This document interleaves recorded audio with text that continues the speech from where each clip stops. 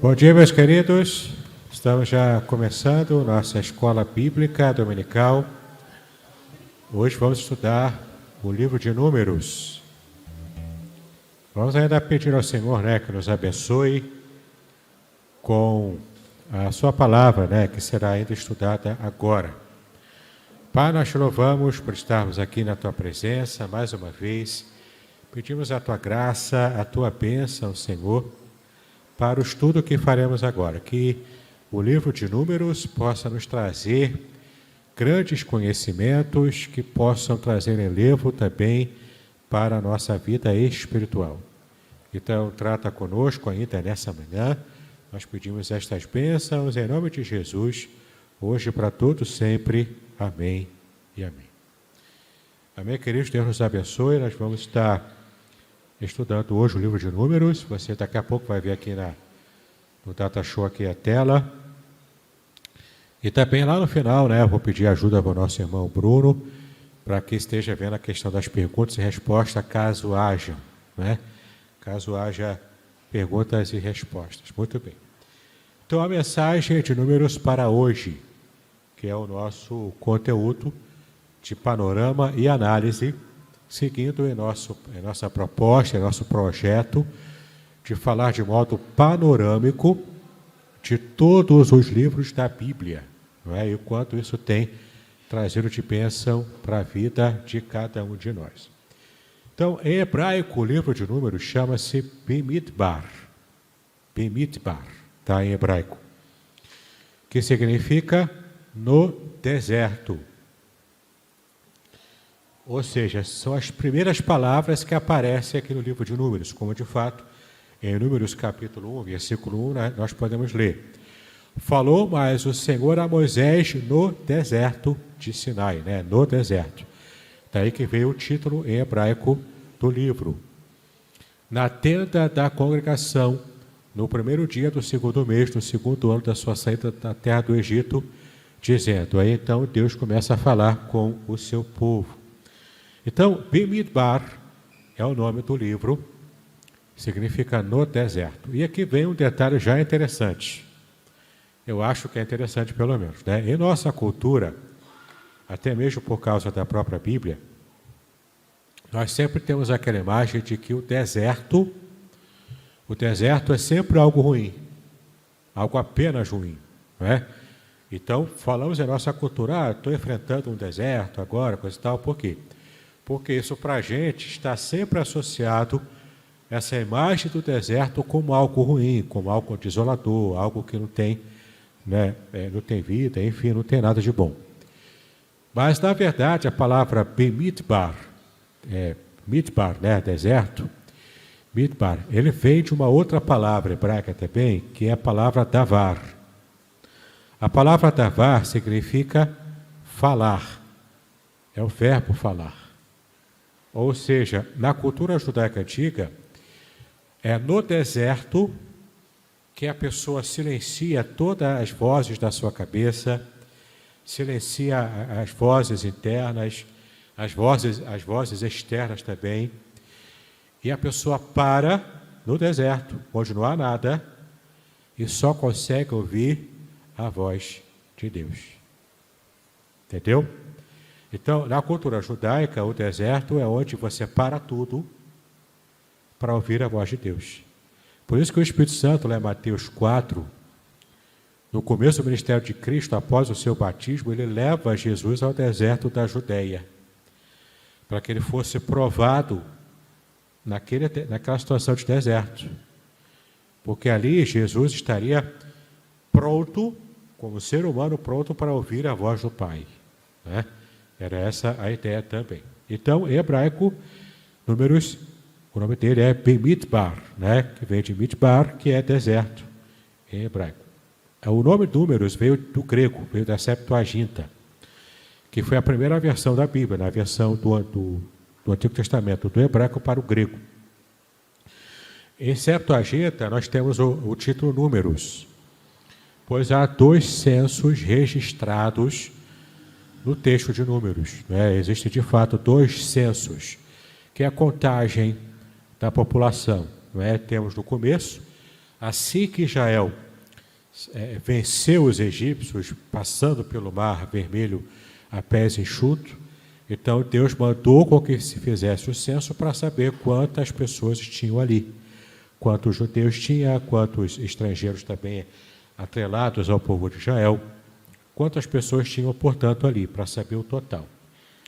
E lá no final, depois de uma série de intemperanças no meio do caminho, no deserto, andando em volta do deserto, Deus manda fazer lá no final outro censo, para ver quantas pessoas sobraram daquelas que estavam inicialmente. É interessante, se você teve a curiosidade de ler o livro de Números durante a semana em casa, eu consegui fazer a leitura, você percebe o quanto o Números tem preocupação com a organização.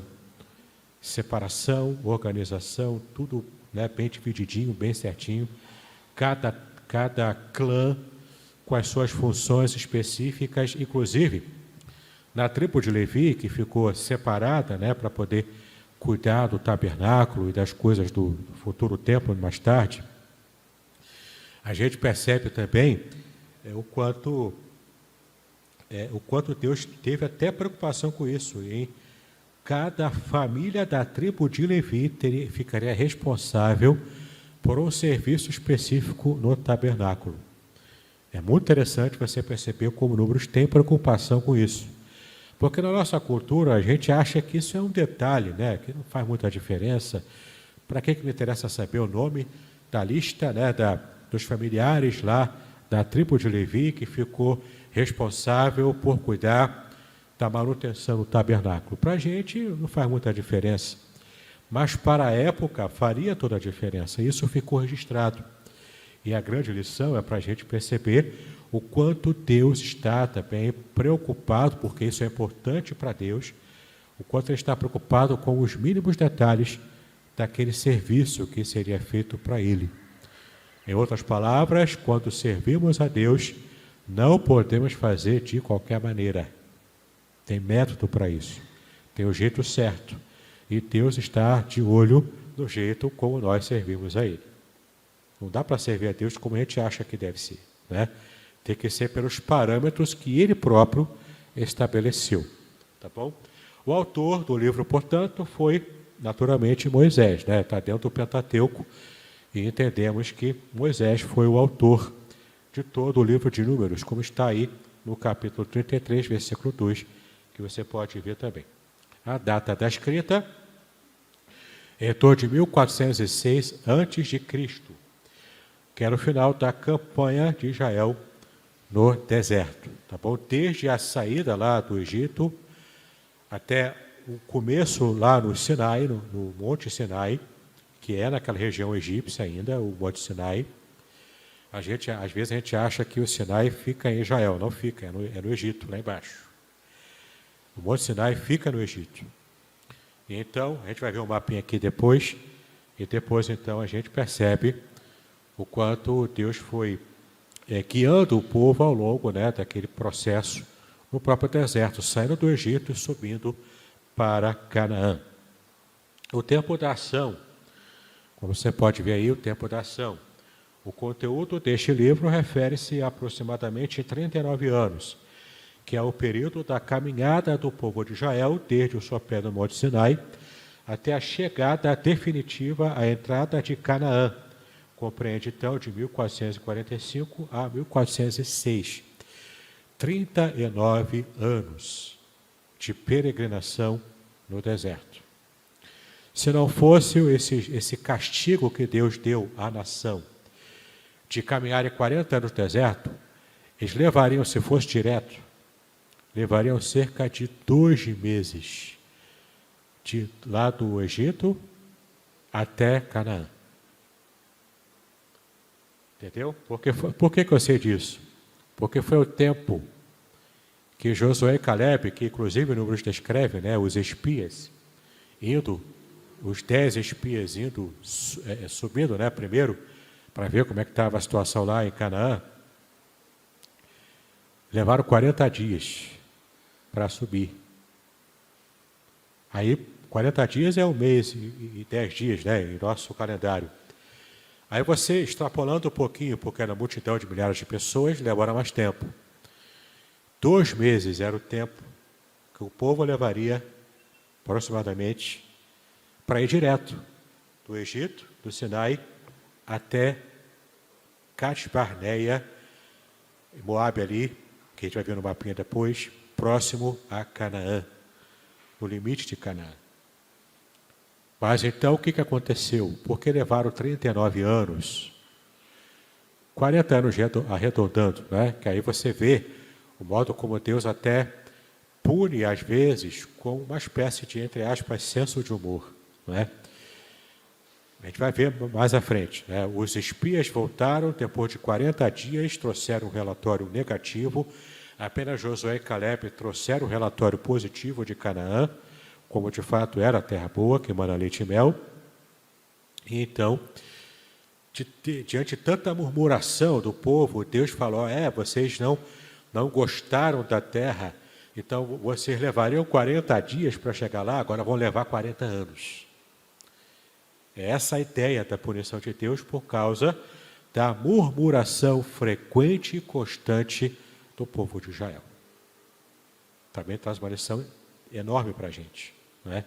O quanto murmurações, desgastes, o quanto isso também move o coração de Deus a trazer punição e conserto contra o povo que murmura, o povo murmurador. Não é? A palavra de Deus, inclusive, diz que o pecado da murmuração é equiparado ao pecado da idolatria. A rebeldia e a murmuração, ela é equiparada ao pecado de idolatria. E vocês percebam como Deus lidou com a idolatria de Israel. Como ele pegou pesado com Israel. Não é? Mas vamos seguir aqui. Estou pulando etapas aqui. Vamos seguir. Né? O versículo-chave de Números. Estas são as jornadas dos filhos de Israel, que saíram da terra do Egito, segundo os seus exércitos, pela mão de Moisés e Arão. Tá bom? Números 33, versículo 1, que é o texto como está aí. Né? Bom, temos aqui agora o tema do livro de Números. Qual é o tema? A palavra-chave ali é peregrinação. Não é? Temos estudado aqui que cada livro da Bíblia tem uma palavra-chave. Em Números é peregrinação. Enquanto o povo esteve parado aos pés do Sinai, recebendo as leis, isso durou 11 meses, né, se passaram, que vai desde Êxodo 20, no final lá de Êxodo, até todo o livro de Levítico, que nós estudamos na semana passada. Então, esse tempo foi de 11 meses. Agora o povo se levanta para caminhar, já estava organizado, já tinha recebido as orientações de Deus, a própria lei divina, e agora vai caminhar no deserto, indo propriamente para Canaã. E o faz durante cerca de 39 anos. Seus acontecimentos, sucessos e fracassos são descritos, portanto, no livro de Levítico. Tá bom? O conteúdo do livro. Este livro começa com o povo preparando-se para a jornada à terra prometida, a Canaã. O plano de Deus era que em poucas semanas eles chegassem a Canaã. Moisés, por ordem de Deus, os conta. Aqui temos o número de 600 mil homens, fora mulheres e crianças, que era o jeito de se contar antigamente. Então, 600 mil homens, e toda essa contagem e organização é para saber exatamente o contingente de pessoas ali. Por que contavam só os homens antigamente? Dentro da cultura judaica, porque era só os homens que guerreavam. Os homens iam para a guerra.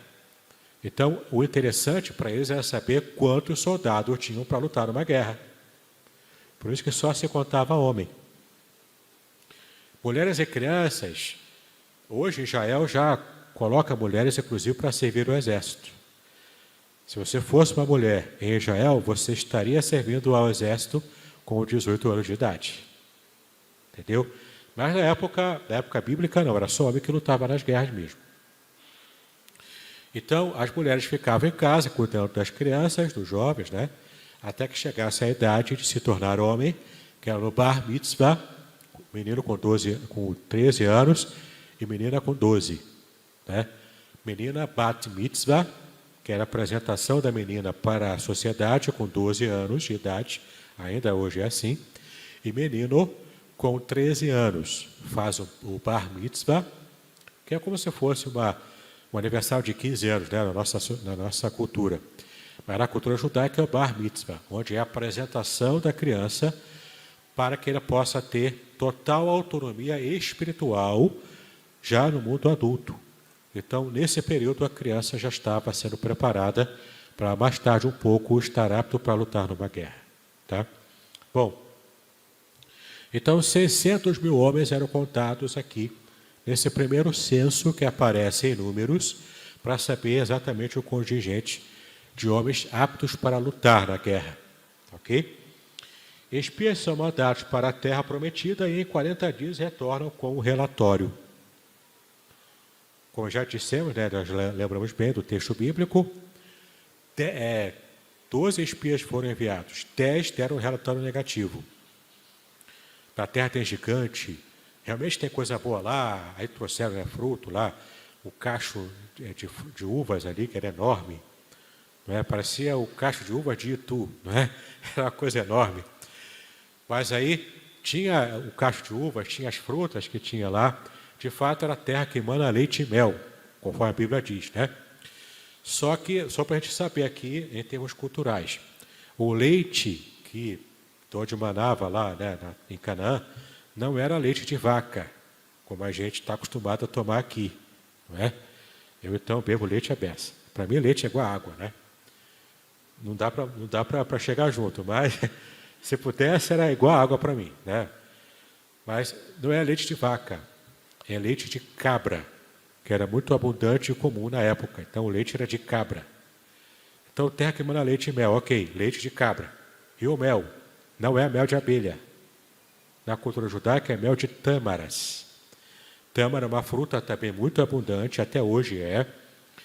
Pega-se as tâmaras, então, colhia a tâmara, socava a tâmara, daquele suco, aquele caldinho da tâmara, deixava curtir e ficava igual a mel. Eu já comprei melzinho de tâmara para provar, é igualzinho o gosto de mel de abelha, bem, muito parecido mesmo.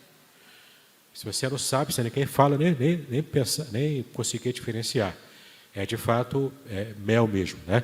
Só que é feito de tâmara. Então, terra que mana leite e mel, leite de cabra, mel de tâmara. Era essa a formação cultural para a época, tá bom? Então, de fato, os espias trouxeram esse relatório. Os 10 falando, dando ênfase ao povo que morava lá, que era um povo que eles diziam que era gigante.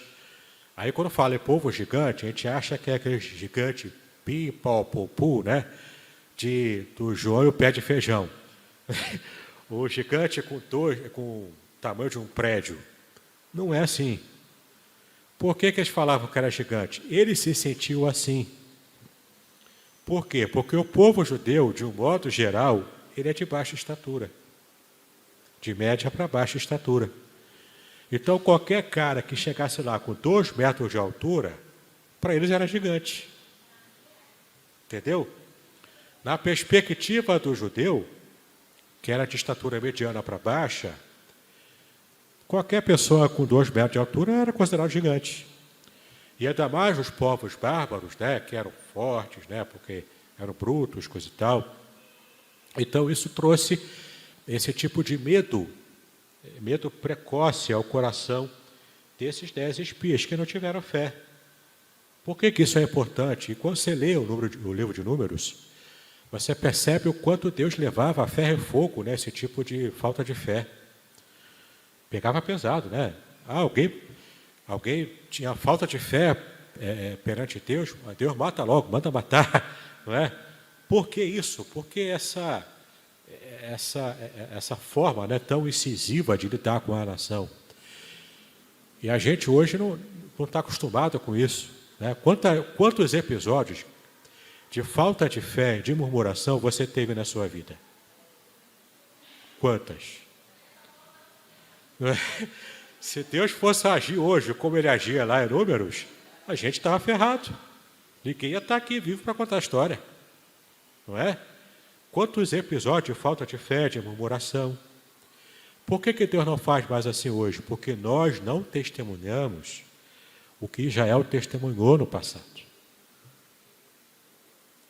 Deus meteu a mão na história assim, ó, direto, para libertar o povo da escravidão. Eles não tinham o direito de duvidar. Não tinham. Depois do que aquela geração viu, não tinham o direito de duvidar. E há um princípio bíblico. A quem muito é dado, muito lhe é cobrado. Entendeu? Para o povo nerd aí, né? O povo do Homem-Aranha aí, né? A filosofia do Homem-Aranha. Com grandes poderes vem grandes responsabilidades. Né? É mais ou menos a mesma ideia. Entendeu? A quem muito é dado, muito lhe é cobrado. Então, o povo não tinha o direito, grava isso, o povo lá de Israel, na época da libertação do Egito, não tinha, aquela geração não tinha o direito de duvidar e nem de murmurar. Depois de tudo que eles viram Deus fazer, agindo poderosamente, diretamente, entendeu? Não foi uma ação indireta, não foi uma ação com intermediários, foi uma ação direta. Não tinham o direito de duvidar. Entendeu? Por isso que Deus pegava tão pesado com eles. Bom, o povo então se esqueceu do poder e cuidado de Deus, não deu ouvidos a Caleb e Josué, que deram um relatório positivo, não é? E então murmuraram contra Deus, porque o povo murmurou. Então, isso começa uma série de intempéries que Deus estava levando para o povo por causa desses episódios de murmuração. E Deus levou isso muito a sério, porque de fato Deus agiu, né, quebrando os protocolos naturais que Ele próprio criou, agindo poderosamente, milagrosamente naquela situação da libertação de Israel. Como castigo, então, Deus os fez peregrinar, né? Já estou na próxima tela aqui. Como castigo, Deus os fez peregrinar em torno de Cádiz, Barneia, por mais de 40 anos, caminhando sem chegar a lugar nenhum, caminhando em voltas, assim, ó. Caminhando em voltas, não é? Parece até aquele meme do John Travolta, né? Assim, olhando assim, né, para lá, para cá, parece aquilo. Caminhando em volta, não sabendo para onde ia. Até que aquela geração adulta, toda aquela geração incrédula, morresse. E os seus filhos, ou seja, a próxima geração, entrasse na posse da terra de Canaã. Então, um novo censo foi feito e manteve-se então o número de 600 mil homens também nesse novo censo. Ou seja, a geração inteira morreu, a nova geração estava agora com o protagonismo, né, de fato chegar na terra de Canaã, mas o interessante é que o livro de Números revela que o número permaneceu o mesmo, nem aumentou e nem diminuiu. Ou seja, na época, um exército numeroso era preponderante para a vitória numa guerra. E guerras aconteciam todo dia praticamente. Então era muito importante que houvesse um exército numeroso para lutar e era garantia da própria subsistência de um povo.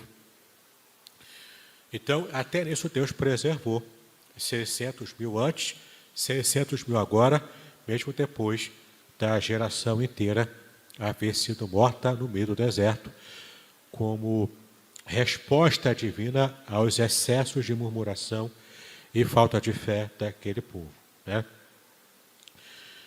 Os censos, então, deixa eu ver aqui, os censos são mais do que lições de ordem e disciplina de Deus.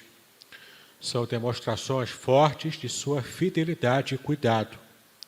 Pois mesmo castigando com a morte a primeira geração incrédula, Deus preservou o número de homens que tomariam posse dessa terra da promessa, de Canaã. Não é? Ele de fato preservou para que Israel não tivesse baixas em termos de um enfrentamento bélico, de um enfrentamento de uma guerra qualquer. No próximo slide aí você vê, Números é um livro de peregrinação, de números, né, que são os censos, mas é também um livro de murmuração, de murmurações e rebeliões. e como Deus tratou com cada uma delas de modo incisivo. Paulo chamou a atenção quanto aos ensinos deste livro, dizendo serem eles exemplos para nós, né? Cada situação dessa, inclusive situação de mau exemplo, né, do povo de Israel, serve de lição para a gente aprender a não fazer aqueles erros, né, a não errar daquele jeito. Né? Divisão do livro. A primeira parte do livro vai do Sinai. Eu coloquei uma imagem aqui do Monte Sinai, lá próximo ao Egito, na parte lá do sul, né, naquela parte. A gente vai ver um mapinha já daqui a pouco. Então, aqui você tem uma imagem aproximada do que provavelmente tenha sido o Monte Sinai. Ele ainda hoje existe, claro, sendo mesmo esse aí o Monte Sinai, que Moisés recebeu as leis e tudo mais, né, sendo ele mesmo. Tem, inclusive, mosteiros católicos ali em cima, perto do monte. Quem vai para Israel consegue fazer uma viagem turística guiada e chega até o cume do Monte Sinai. Né? Lá no YouTube tem vídeos sobre esse tipo de viagem. Então, eles partem do Sinai, começa ali o trajeto de Números, nos capítulos 1 até o capítulo 10, versículo 10. E nesse período foi a preparação para a saída do Egito. Houve um censo, purificação e consagração. Aqui, 20 dias foram gastos para poder se organizar ali no sopé do Monte Sinai. O próximo trajeto vai do Sinai até Cades Barneia. O Sinai na parte sul, até Cades Barneia lá no norte, que a gente vai ver daqui a pouco no mapa. Dos capítulos 10, versículo 11, até o capítulo 20. Iniciou-se com o envio dos espias a Canaã, cuja viagem de ida e volta levava 40 dias. Por causa da incredulidade, o povo peregrinou mais 40 anos em torno de Cádiz, até chegarem novamente à entrada de Canaã. Portanto, ficaram dando voltas e voltas e voltas durante 40 anos. Veja o quanto de tempo se perdeu. Uma geração inteira morreu no deserto por causa da desobediência, da falta de fé, por causa também de atitudes de rebeldia. Depois de Cádiz, lá no extremo norte, para Moabe, mas assim à direita e ao norte ainda, nos capítulos 21 a 36, os 5 últimos meses do deserto e a entrada de Canaã. Ali, portanto, em Moabe, da onde mais tarde veio Ruth, a Moabita, né? Mas era uma nação hostil a Israel, Moabe era hostil a Israel, mas ali era próximo, logo no limiar, na entrada de Canaã. E aqui você pode ver aqui o mapa, se você estiver vendo aí, adianta mais um, isso aí, o mapa.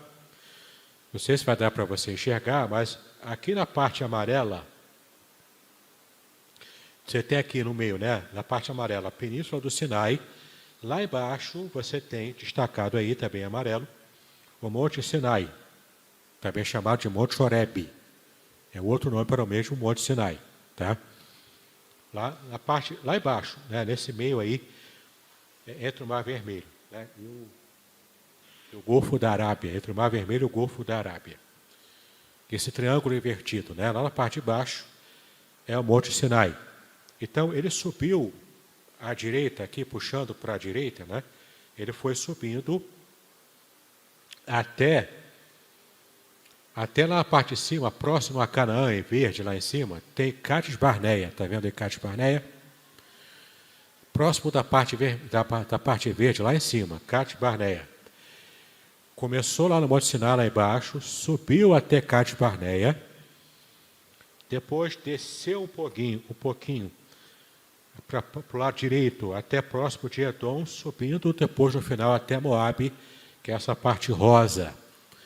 Lá na parte rosa, em Moabe, onde termina a peregrinação no deserto, e dali é que depois Josué pega a liderança do povo de Israel e entra efetivamente em Canaã. Moisés morre então ali nessas planícies próximas de Moabe. Então, onde ele viu a Terra Santa ao longe, né? Ele morre aqui nessa região rosa. Não é? Então, forma mais ou menos, forma a letra N, o trajeto que Israel fez durante a peregrinação de 40 anos no deserto. Que é fácil lembrar por causa de números, né? Números é com N. Então, o desenho aqui no trajeto é como se fosse a letra N, tá bom? Muito bem, vamos aqui para o esboço do livro agora. Esboço do livro, né? Do capítulo 1 até o capítulo 4, censo e organização. Capítulos 5 a 10, purificação e consagração. 11 e 12, sedição e murmuração. 13, os espias. Capítulo 14, incredulidade e castigo. Capítulo 15, novas leis. Capítulo 16, rebelião. Vai contando aí o número de rebeliões que tem aqui. Capítulo 17, a vara de Arão floresce. Isso aqui tem um detalhe interessante aqui também. Ele é tipo de Cristo. Capítulo 18 a 19, ordenanças. Capítulo 20, o pecado de Moisés. Capítulo 21, a serpente de bronze, que também tem um detalhe interessante aqui. Sempre me intrigou por que serpente, tanta coisa, né? Tanto animal, logo serpente. Você vai ver o porquê. De 22 a 24, Balaão. Outro detalhe também interessante aqui. Capítulo 25, Finéias e apostasia. De 26 a 32, nomeações de distribuição. Capítulo 33, sumário da viagem, que é um resumo, né, de toda a viagem. 34 a 36, outras leis. Tá bom? Bom, aqui, ó. Agora chegamos à segunda parte do nosso estudo, que é a parte da análise. E aqui que vai entrar alguns detalhes que eu acho interessante passar para vocês. Vamos lá. Logo no primeiro versículo de Números, você percebe aí o modo como Deus falava com Moisés. Deus escolheu um local específico para isso, que era uma tenda móvel chamada de tenda do encontro. Ou, na sua versão, não sei como é que está, mas provavelmente também possa ser a tenda da congregação, tenda da revelação também. Algumas versões da Bíblia trazem essas formas de se referir a essa tenda. Era uma tenda específica que Deus estabeleceu para Moisés construir uma pequena tenda, e dali Deus se revelaria a ele e a quem Deus chamasse para conversar. Tá? Então, em hebraico, literalmente, o nome é Yohel Moed. Ohel Moed. Por que eu estou falando isso? Porque é interessante você perceber que a palavra Ohel é tenda, uma tenda móvel, desmontável. Você monta e desmonta, né? Para uma situação de peregrinação.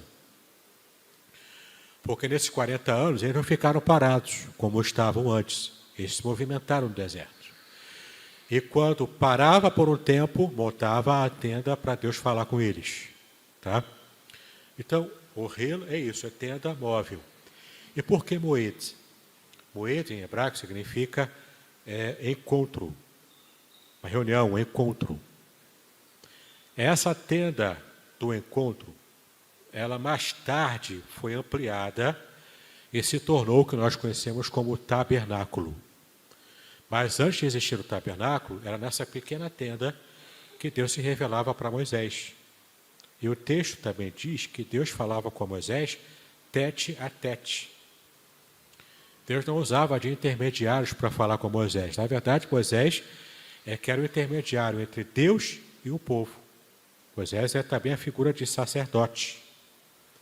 Porque o sacerdote é aquele que intermedia o povo perante Deus. E o profeta intermedia Deus perante os homens. Entendeu? O sacerdote leva a petição do povo para Deus atender ou não. Ele representa o povo diante de Deus. E o profeta representa a Deus diante do povo. O profeta recebe de Deus a mensagem e passa para o povo. Moisés tinha essas duas funções. Ele tanto era conhecido como profeta, também como sacerdote. Porque ele fazia esse intercâmbio entre Deus e a nação. Entendeu? E isso era tão evidente que Moisés falava tete a tete com Deus. E é literalmente assim que está no hebraico. Falar cara a cara. Entendeu? Cara a cara, assim, ó, olhando no olho do outro. É assim que aparece no texto hebraico. O nível de intimidade com Deus, que Deus não teve com outra pessoa a não ser Moisés naquela época. O nível tal que só foi superado pelo próprio Senhor Jesus no Novo Testamento. Porque ali, né, a intimidade do filho com o pai era 1000 vezes maior do que a de Moisés com Deus. Mas até Jesus chegar aqui na forma humana, não teve relacionamento equiparado com Deus como Moisés teve. Por isso que ainda hoje Moisés ele é muito respeitado como um dos maiores líderes da nação de Israel. Experimentem ir lá para Israel e xingar Moisés em praça pública, para você ver o que vai acontecer com você. Entendeu? A coisa vai complicar para o seu lado. Não é? É pior do que falar mal de algum ministro do STF. Muito pior. Né? A coisa fica feia para você se você fizer isso lá. Bom, olha só. Em Números, então, a gente vai perceber aqui que os títulos dos livros do Pentateuco... Ah, não, perdão, esqueci de falar de Moed, né, que era para fechar esse detalhe interessante. As festas em hebraico, as festas, né, a festa da Páscoa, tabernáculos, as festas que a gente estudou lá na aula passada, o nome das festas em hebraico é Moedim, que é Moed no plural. Ou seja, como Moed significa encontro, da nossa ideia de intimidade com Deus, as festas hebraicas também são ocasiões de encontro com Deus, nessa experiência de memorização e de reviver as experiências do passado do modo ritual nas festas. E é Moedim o nome, por causa do quê? Por causa dessa ideia do encontro com Deus. Então, quando o judeu celebra uma festa, ele está ali tendo um novo encontro com o seu Deus, né? Que é bem interessante também. Pelo menos eu acho interessante, né? Não sei os demais irmãos. Bom, seguindo aqui, os títulos dos livros do Pentateuco, muitos nos ajudam a lembrar do seu conteúdo. Números é um livro de peregrinação e o povo aqui está sempre em movimento, ao contrário de Levítico, onde o povo está fixo em um só local. Mas é, sobretudo, um livro de números, pois aí temos aqui algumas motivações por que o livro, na Septuaginta, recebeu esse nome, esse título, né? Porque há 2 censos realizados, um no início da caminhada, em Números 1, e outro no final, 40 anos depois, no capítulo 26. Também há marcante preocupação estatística e anotações numéricas. Se você for ler o livro de Números, você vai ver essa preocupação com detalhes da organização, de quantas pessoas tinha, esse censo, né, que está permeando todo o livro de Números. A palavra número também aparece cerca de 125 vezes em todo o livro. Deus também os guiava e cuidava com todo o amor e poder durante essa peregrinação no deserto, ainda que o povo estivesse em situação de punição, né, dada por Deus por causa dos seus pecados. De dia, eles eram guiados por uma nuvem, e à noite por uma coluna de fogo. Então, de dia, uma nuvem passava por cima durante o povo ia andando. Por quê? Essa nuvem servia tanto para guiar o povo, para eles saberem para qual direção ir, no meio do deserto, quanto também servia para amenizar o calor escaldante. Porque no deserto, você sabe, é pior do que no Rio de Janeiro, em pleno verão. Né? É calor de 40, 50 graus. É mais ou menos isso. Então, a céu aberto no deserto, porque não tinha onde você alcançar sombra, era só areia, pedra. Não é? Os desertos lá de Israel são compostos mais de pedra do que propriamente de areia. Mas ainda assim, são campos e campos daquelas pedras, aquela cor branca que chega a doer o olho quando você anda do sol escaldante. A nuvem, portanto, serviu para amenizar o calor, e inclusive aquele brilho, né, pesado do deserto branco, que podia até cegar alguém. Servia para isso, para amenizar. E à noite, a coluna de fogo para iluminar e também para proteger o povo de ataques de animais da floresta, animais do deserto. Animais que atacavam as pessoas, inclusive cobras. Por isso que a serpente foi colocada aqui, que as serpentes são abundantes nos desertos lá de Israel. Então, a coluna de fogo também servia à noite para esquentar o povo do frio exorbitante lá de Israel. Durante o dia, era um calor insuportável no deserto.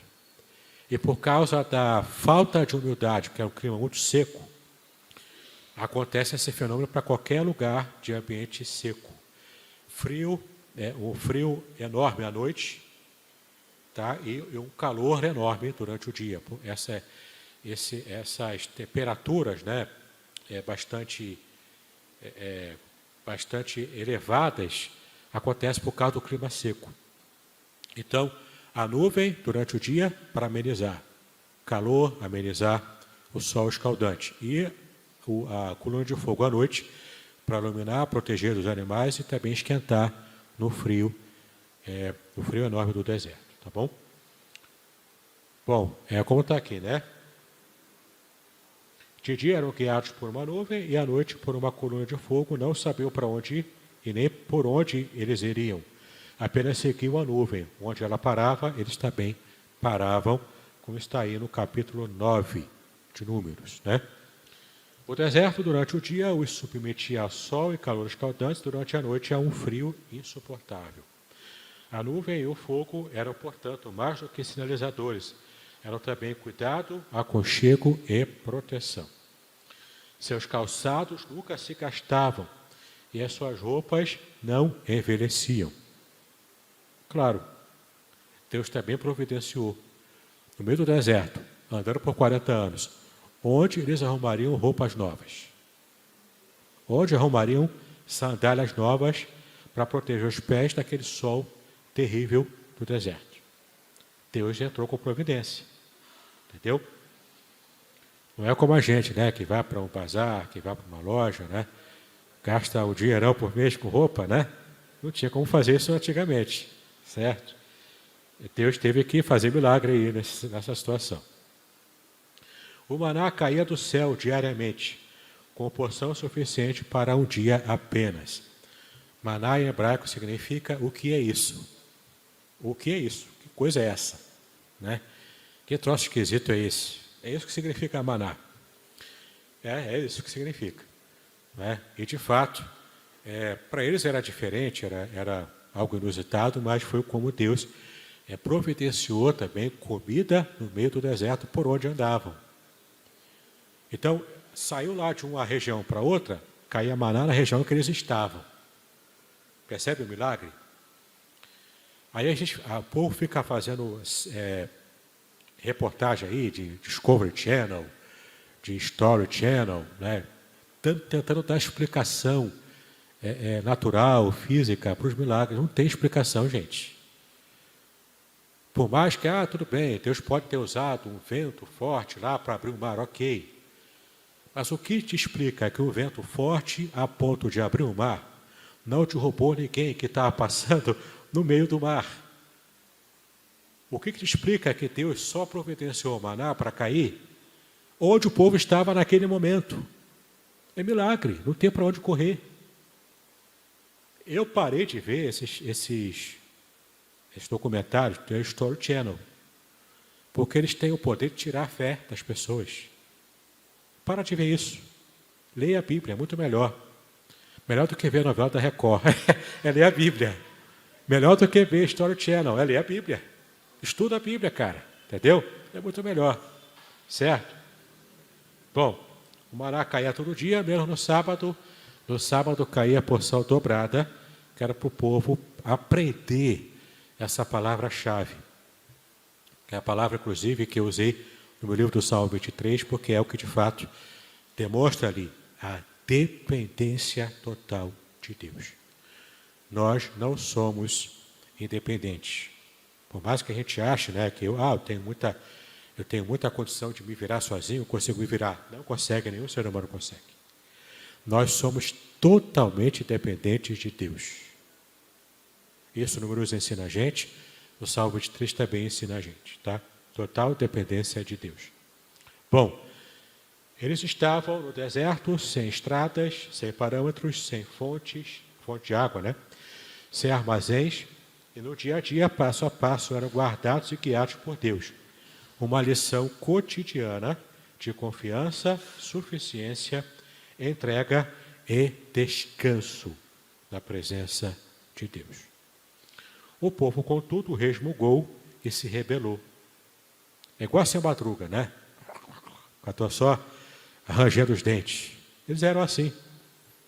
Só viviam rangendo os dentes, pegando boné, jogando e pisando em cima. Né? Igualzinho sem madruga. Por que eles faziam isso?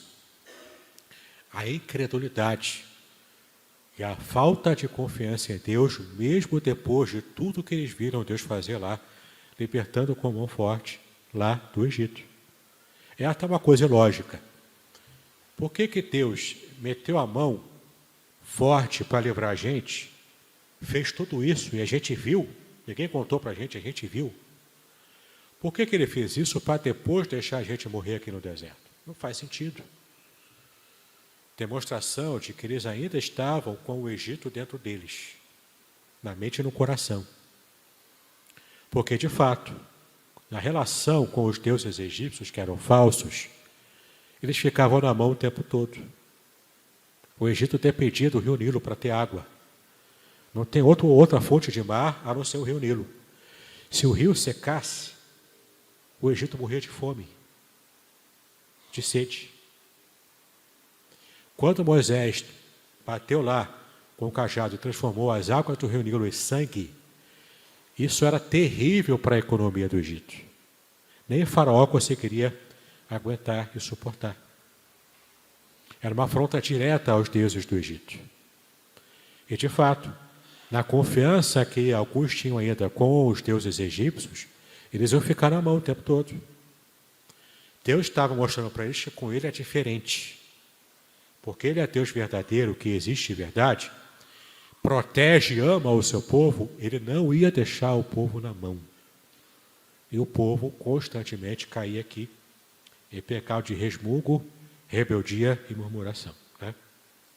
Além disso, olha só, houve ciúmes e competição por liderança no coração de Miriam e Arão. Veja que interessante. Alguém naquela situação, no meio do deserto, liderando uma gente reclamona, milhares de pessoas, 600 mil no mínimo, fora mulheres e crianças, eles estavam brigando porque queriam ser líder dessa situação. Moisés, no coração dele, estava doido para ser livre daquilo. Entendeu? Desde o começo, Moisés começou a colocar empecilho para Deus não colocar ele naquela situação de liderança. Mas Deus quis Moisés. Foi Deus que colocou Moisés na situação de liderança. Por que Arão e Miriam começaram a murmurar contra o seu próprio irmão e queriam pegar o lugar dele? Não vejo lógica. Não consigo ver lógica nisso. É numa situação que qualquer um que tenha bom senso quer ficar distante. Fica recebendo reclamação o dia inteiro do povo, pedindo água, pedindo comida. Estou cansado. Como é que a gente vai chegar em Canaã? Quando é que a gente chega? Aquele mimimi todo lá do povo de Israel. Mas eles queriam isso, brigaram por causa disso. E pecaram feio contra Deus. Né? Deus se irou com isso, como você pode ver no capítulo 12. E Deus só teve complacência dos invejosos pela intercessão do próprio Moisés. Miriam, inclusive, ficou durante um tempo com lepra. o que era terrível, né? Ela ficou leprosa por causa dessa ação contra o seu próprio irmão. Você vê, né, que Moisés estava recebendo pressão de todos os lados. Mas Deus o chamou, Deus o confirmou, e Deus estava dando força para ele. Ainda que até mesmo os seus irmãos não estivessem dando total apoio para ele. Mas Deus meteu a mão também de novo, né? E fez com que eles pagassem e recebessem uma lição. E onde que Deus falou com eles? Na tenda do encontro. Deus chegou assim, ó, vem cá Moisés, vem cá Arão, vem cá Miriam, vamos discutir a nossa relação aqui. Na tenda do encontro. Olha a DR aí, não é? Uma DR feita no meio do deserto. Entendeu? Próximo aí. Não, já tinha virado aqui, né? Moisés não entrou na terra prometida porque, em sua ira contra o povo, que murmurava mais uma vez, desobedeceu a Deus. Moisés também errou, não era perfeito, né? Também errou aqui. Ele feriu a rocha pela segunda vez, quando apenas deveria lhe falar com ela, para que então a água pudesse jorrar. Na primeira vez, Deus mandou ferir a rocha. Êxodo 17, você vai ver isso. Agora, devia apenas falar para a rocha, mas Moisés, desgastado e aborrecido, desobedeceu e deu outro golpe na rocha.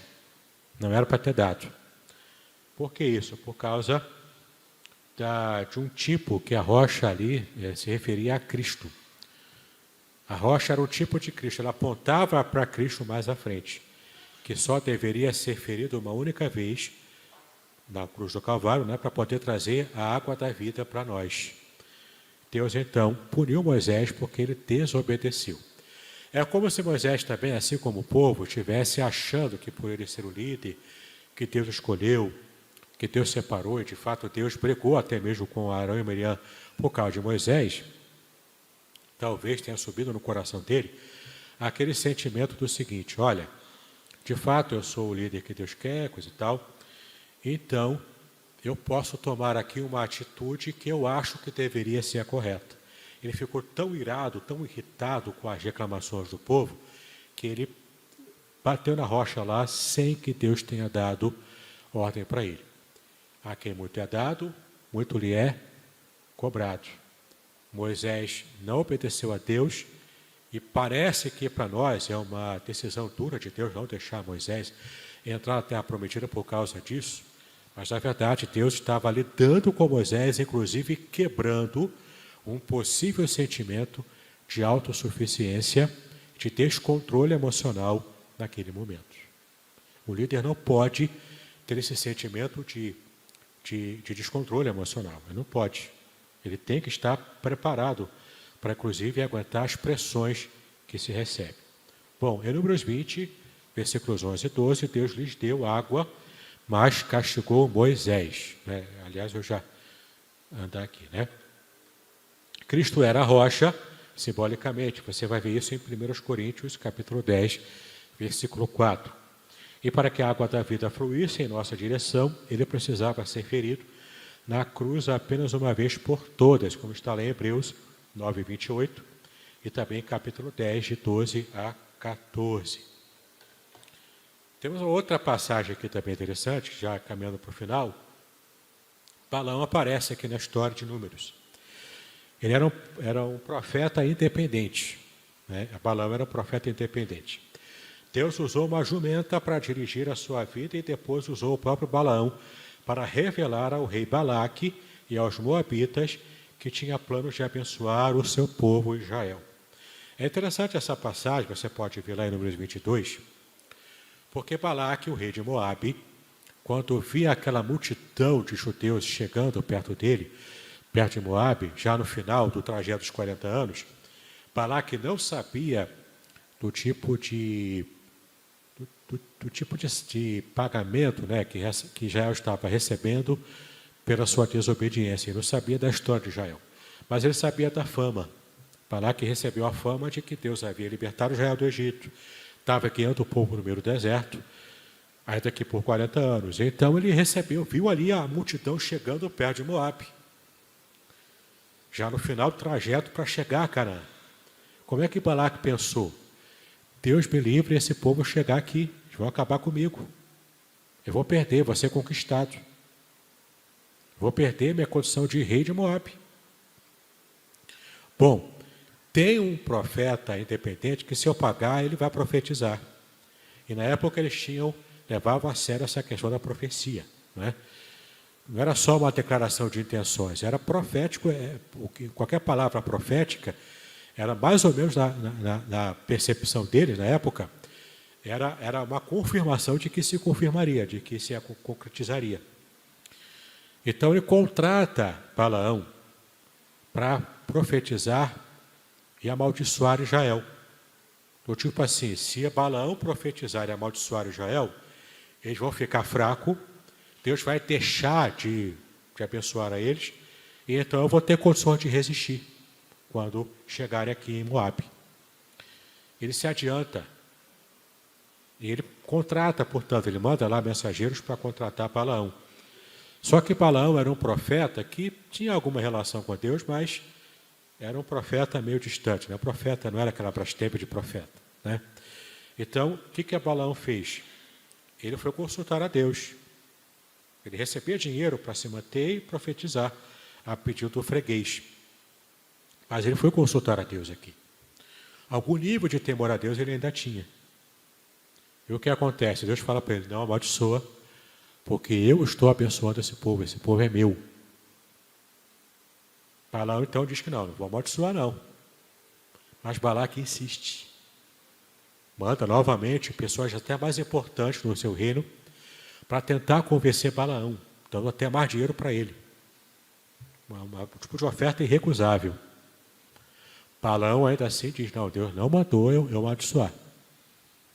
Mas então o que Balaão faz? Beleza, mas eu vou lá tentar conversar com Balaque. Ele começa então a viajar lá para Moabe. No meio do caminho, uma passagem belíssima no capítulo 22, o anjo do Senhor aparece perante ele, que estava montado em cima da sua jumenta. Ele não vê o anjo. A expressão em hebraico é Malach Yahweh, o anjo de Yahweh, o anjo de Yahvé, o anjo do Deus Todo-Poderoso. E era uma referência, muito provavelmente era uma referência ao Cristo antes de tomar a forma humana. Como Cristo se revelava no Antigo Testamento. Ele aparecia como o anjo do Senhor.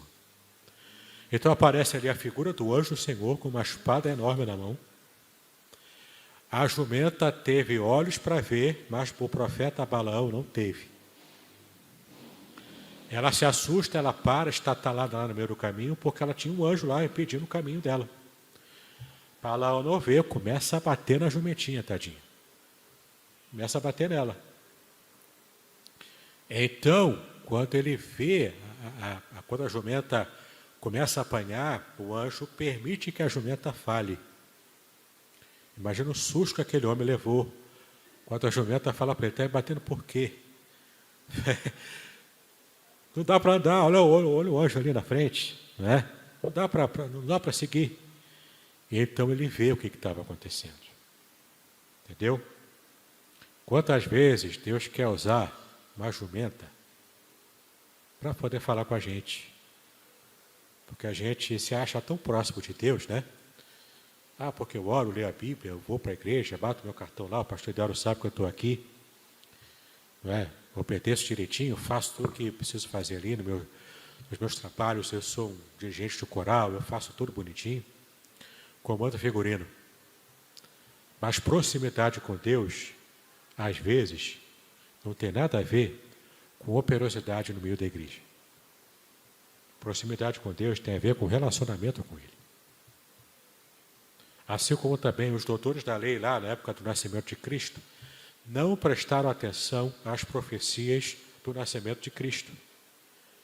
Vieram os magos do Oriente, que eram pessoas pagãs, mas que perceberam o que os doutores da lei não perceberam.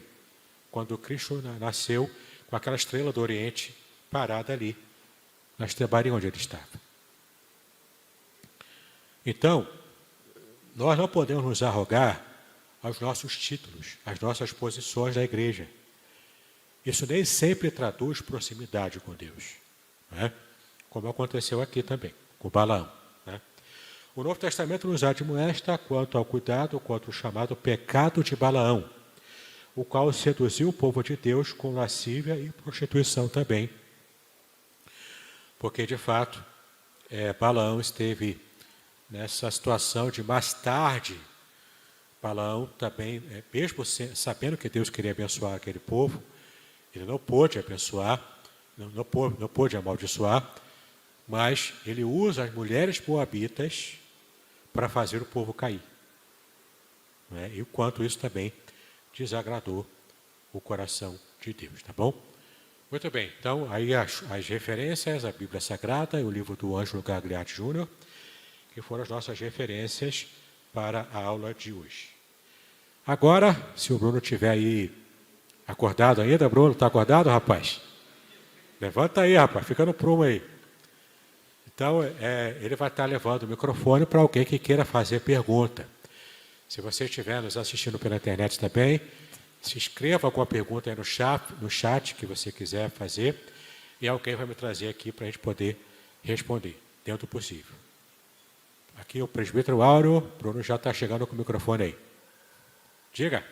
Para tentar esclarecer uma coisa que eu acho que quase todo mundo acha que sabe, é quanto ao maná. O maná, ele era uma matéria-prima para a feitura de algum outro alimento, ele era uma ave específica. É uma pergunta. Já para aproveitar, a segunda pergunta, quando o povo sai do Egito, está mais ao norte, ele desce indo para o Monte Sinai. Monte Sinai, vai mais para o sul.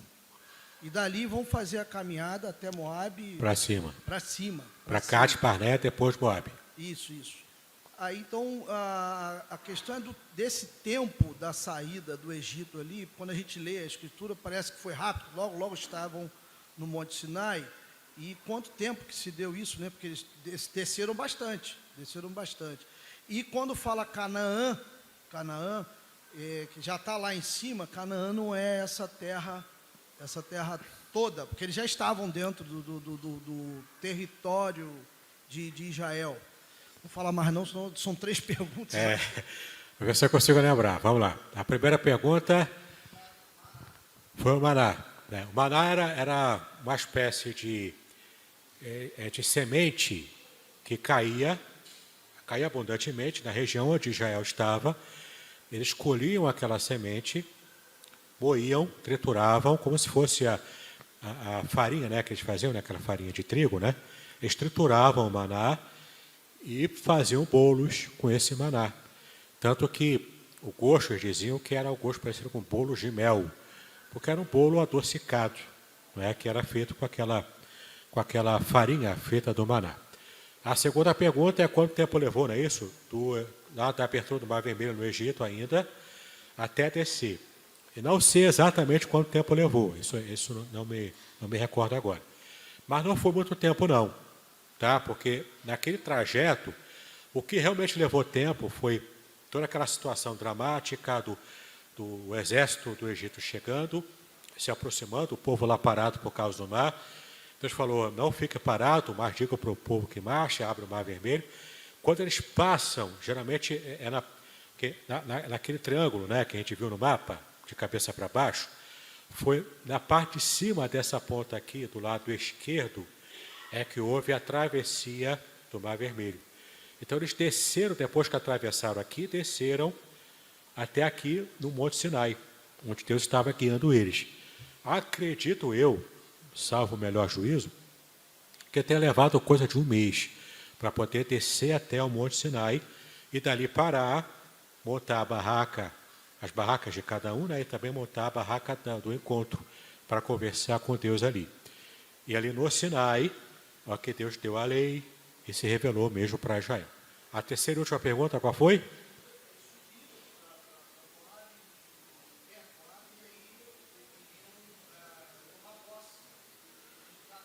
eles fizeram aquele N, né? Eles, depois, lá do ponto Sinai, no Monte Sinai, que era o ponto inicial, subiram até Cades Barneia, desceram um pouquinho para a direita, depois subiram até Moabe. Ali, quando eles chegaram em Moabe, foi onde Moisés viu ao longe a terra prometida, onde ele morreu também, nas campinas de Moabe. Ele morre ali, e o corpo dele fica ali, perdido, ninguém sabe até onde ficou. Mas o povo ali, quando ele chega naquela situação, o rei Balaque, que tinha contratado, né, o Balaão para poder profetizar contra, ele percebe que o povo não era violento.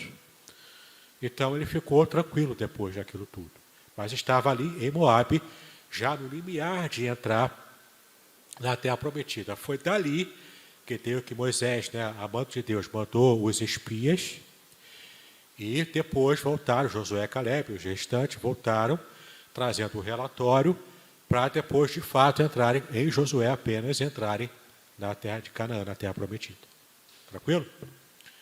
Mais perguntas? Aqui, ó, Maria Messias, Dalvinha, né? O pessoal diz aí que é Dalvinha. Vamos lá, diga aí. A gente vê, né, que o comportamento de Israel, a murmuração, fez com que eles, né, retardassem a entrada na terra prometida, levaram 40 anos. E a minha pergunta é, hoje, o comportamento da igreja está retardando a segunda vinda de Cristo? Uma boa pergunta. Eu tenho que fazer essa pergunta para Cristo. Eu não tenho como saber. Imagino eu que talvez possa ter alguma influência assim. A igreja, assim como Israel, né, foi alijado de certas ações divinas no passado por causa da sua rebeldia. Talvez, né, até o coronavírus também pode ser uma espécie de resposta divina a uma humanidade que aumenta a sua incredulidade cada vez mais, né? E a igreja não tem sido assim um sal da terra muito salgado, né? Para de fato temperar o mundo, né? De repente a gente está falando de alguma coisa, mas se eu quero saber se Jesus está demorando a voltar por nossa causa, tem que perguntar para ele, né? Realmente eu não sei. Mais alguma pergunta? Eu. Oi, diga Davi, aí. Davi. Pastor, na verdade é mais um comentário, uma observação que eu faço.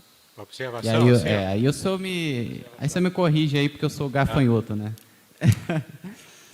Eu acho interessante, porque a gente costuma enfatizar bastante a questão da misericórdia de Deus ter um efeito geracional, né? É uma misericórdia que foi alcançando gerações, e a gente olha, geração, e a gente até hoje descendência de Abraão, a gente é fruto da promessa que Deus fez a Abraão. Até hoje. Deus nunca abandonou Israel. Isso é maravilhoso. Mas aí é interessante observar nessa questão dos 40 anos de que a justiça de Deus também é eterna, também tem esse efeito geracional. Porque eu fico imaginando, é o castigo que Deus deu àquele povo. Mas e os filhos desse povo que nasceu lá dentro do deserto, depois de 10, 15, 20 anos, é como se eles nascessem, o que está acontecendo? Já nasceu sendo parte do castigo da justiça de Deus.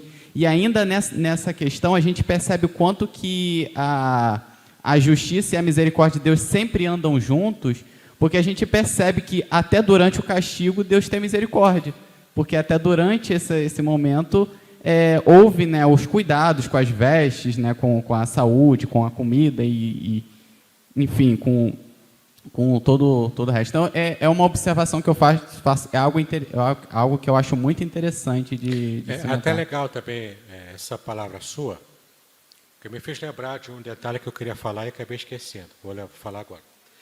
No episódio das serpentes do deserto. Por que Deus levantou serpente? Não tinha um animalzinho melhor, né, para botar lá? Tinha um cordeirinho para colocar logo serpente, né? E a serpente que estava ali como uma situação de salvação para quem foi picado pela serpente do deserto. Como eu já falei aqui, serpentes no meio do deserto são muito comuns. Serpentes venenosas, né? Claro. Então, por punição para Israel, Deus enviou essas serpentes naturais do deserto para ficar tudo lá naquele ambiente onde eles estavam, para picá-los de verdade. E muita gente morreu assim, né, por uma ação direta divina de punição contra o povo, devido às murmurações. Aí por que Deus mandou levantar uma serpente de bronze? Primeiro porque era uma referência às próprias serpentes que estavam ali. Por que de bronze? Porque era a época do bronze, não tinha o ferro ainda. Ainda era a idade do bronze. Então, bronze eles tinham condições de preparar e colocar. Não sei se vocês já viram o bronze, tem uma cor avermelhada e brilhante ao sol. Então, se você coloca uma estaca lá, né, um pedestal lá, com alguma coisa de bronze, por menor que seja, no meio do sol escaldante do deserto, aquilo brilha, quase como se fosse uma luz. Não é? Brilhava ao longe. Então, Deus providenciou aquela serpente de bronze, serpente porque era uma referência às próprias serpentes em si que estavam trazendo o mal para eles, né? Que foram enviados, inclusive, pelo próprio Deus. De bronze porque era de cor vermelha e era visível ao longe, que estava no alto, tipificando mais à frente o sacrifício de Cristo, que foi atingido por nossos pecados, né? Como as serpentes haviam atingido os israelitas por causa do pecado deles, Jesus sofreu em si esse tipo de dor por causa dos nossos pecados, né? E ele sendo pendurado na cruz, todo mundo que passava lá no Gólgota, no Getsemane, conseguia vê-lo, né? Ali crucificado junto com os outros ladrões da cruz também. Era um espetáculo, né, para quem passava ali. Então, isso era uma tipologia aplicada a Cristo mais à frente, como aparece lá no livro de Números. Tá bom? Mais alguma pergunta? Mais aqui, vai lá. PC. Diga. Questão de estatística. No início foi feito um censo, né, onde 600 mil homens, com a partir de idade Fora de 20 mulheres e anos, não foi crianças. isso?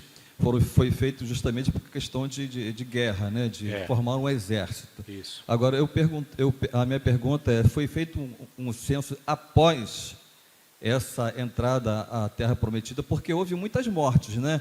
A gente se fala muito na desobediência de Moisés com relação ao tocar e não falar a rocha, mas teve o pecado também de um dos chefes da tribo, né? Que Deus falava que nas batalhas não poderiam pegar despojos.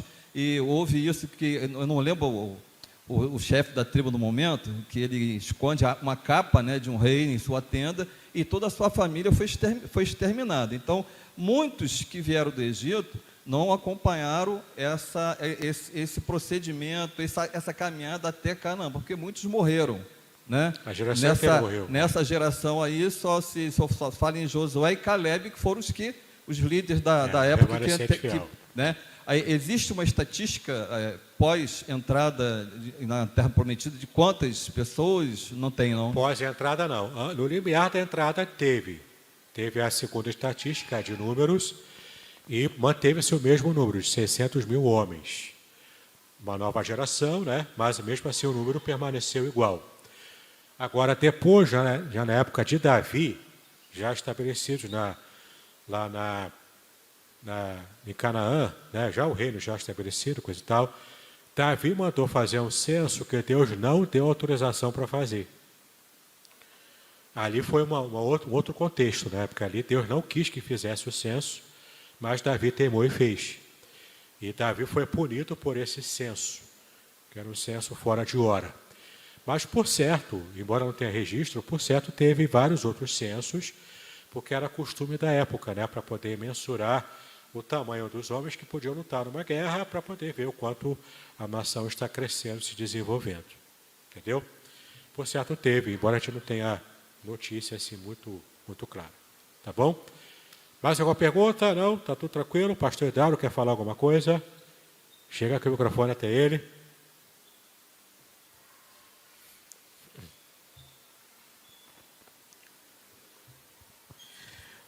O pastor Davidson, não é nem uma pergunta, é um comentário, até pegando ali o gancho da Alvinha, né? A gente não sabe, como o irmão colocou, a questão da relação da igreja hoje, né? Se os vacilos da igreja hoje retardam o retorno do Senhor? Isso, de fato, é uma pergunta que somente Ele seria capaz de responder. Mais importante do que isso é lembrar que os pecados pessoais, né, os vacilos individuais, muito mais importante do que pensar no vacilo das igrejas institucionais, é pensar nos vacilos pessoais. E isso, sim, retarda bênçãos que nós temos para receber. Tem muita coisa boa que Deus tem para derramar na nossa vida, na nossa família, e por causa da nossa conduta, por causa dos nossos tropeços, a gente retarda. E a gente lida com isso o tempo todo, né?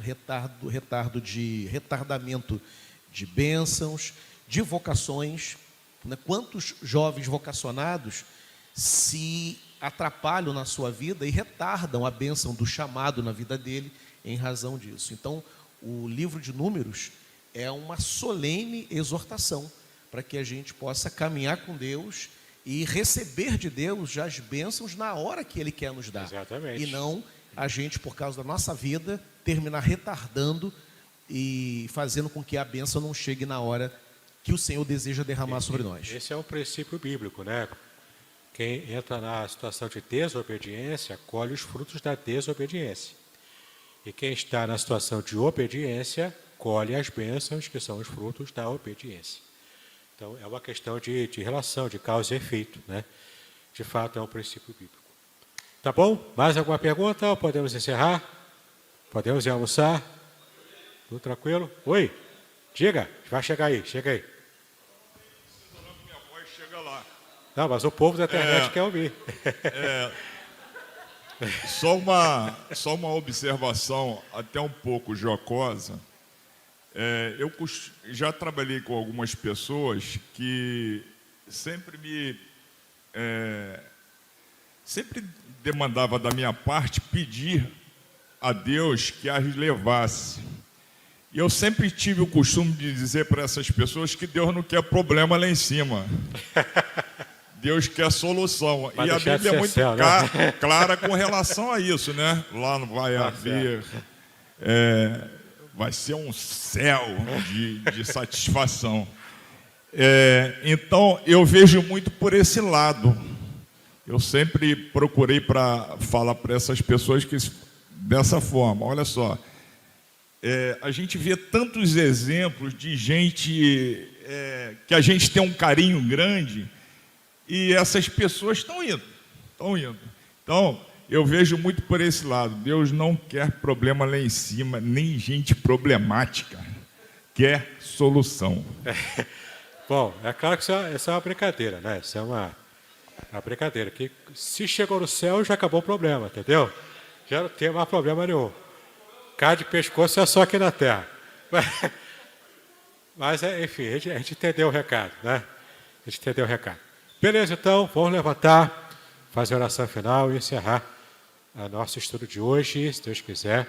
Semana que vem, estamos estudando Deuteronômio com o pastor Itauro, tá bom? Vamos falar com Deus então. Pai, nós te exaltamos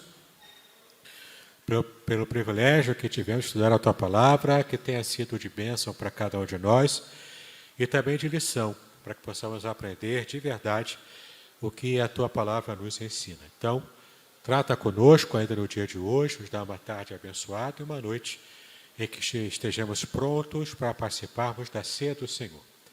Assim nós te agradecemos por tudo e pedimos estas bênçãos, em nome de Jesus, hoje para todos sempre. Amém